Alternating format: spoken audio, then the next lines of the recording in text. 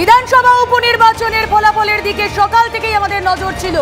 4 কেন্দ্রের রায় 4-এ 4 স্পষ্ট। প্রতিটা কেন্দ্রেই আমরা দেখলাম এই বাই ইলেকশনে কার্যত সবুজ ঝড়। 4টি কেন্দ্রের রায়ের দিকে আজ নজর ছিল এবং 1.5 মাস আগেই লোকসভা নির্বাচন, আর সেই লোকসভা নির্বাচনের পর বিধানসভা উপনির্বাচনেও ধাক্কা বিজেপির। গেরুয়া শিবিরের হাতে থাকা 3 কেন্দ্রই এই মুহূর্তে তৃণমূলের দখলে। মানিকতলায় শহুরে ভোট তাও ফিরেছে তৃণমূলে। কেন্দ্রে সবুজ ঝড়, 4 কেন্দ্রে সবুজ ঝড় আমরা দেখতে পেয়েছি। মানিকতলা, রানাঘাট দক্ষিণ, রায়গঞ্জ, বাগদা, 4টি কেন্দ্র সকাল থেকে আমাদের নজর ছিল এবং প্রত্যেকটা জায়গাতেই আমরা দেখতে পেয়েছি যে বড় ব্যবধানে জয় পেয়েছে তৃণমূল। এবং তার মধ্যে থেকে রায়গঞ্জ বিধানসভা কেন্দ্র এই প্রথম রায়গঞ্জ বিধানসভা কেন্দ্র তৃণমূল ছিনিয়ে নিতে পেরেছে। পাশাপাশি নজর ছিল আমাদের মানিকতলার দিকে, বরাবরের সবুজগড়, সেখানে সাধন পাণ্ডের স্ত্রী সুপ্তি পাণ্ডে, তিনিও বিপুল ভোটে জয়ী হয়েছেন।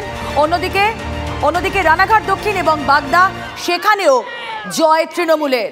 4 কেন্দ্রেই সবুজ ঝড়। আপনারা যদি ছবিগুলো দেখেন তাহলে সেই ছবিগুলোতেই স্পষ্ট হবে। সবুজ আবিরে আবিরে ছয়লাভ। একবার ছবিগুলো দেখাবো। মানিকতলায় বিপুল ভোটে জয়ী সুপ্তি পাণ্ডে, সেই ছবি আপনাদেরকে দেখাচ্ছি, যেখানে সেলিব্রেশনে মেতেছেন কর্মী সমর্থকরা। রানাঘাট দক্ষিণ, বাগদা, রায়গঞ্জ, প্রতিটা জায়গাতেই শুধু সবুজ আর সবুজ।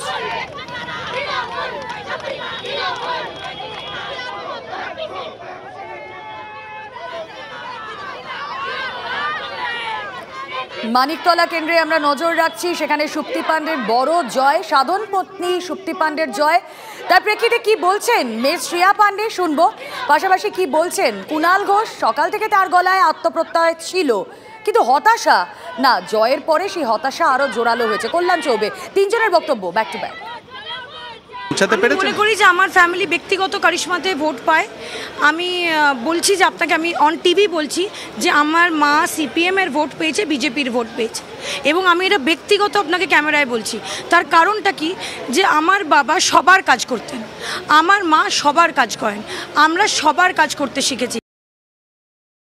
সুপ্তি পাণ্ডেকে বিপুল ভোটে জিতিয়েছেন, এটা একটা অল টাইম রেকর্ড রইল যে তৃণমূল পরিবার মমতাদির নেতৃত্বে, অভিষেকের সেনাপতিত্বে কি করতে পারে তার একটা নজির হয়ে রইল। আর গোটা বাংলায় আমরা এটাও খুশি, গোটা বাংলায় 4-এ 4 মমতা ম্যাজিক চলছে সারা বাংলা জুড়ে। 4টি আসনে 4টিতেই তৃণমূলের প্রার্থীরা জয়ী হয়েছেন।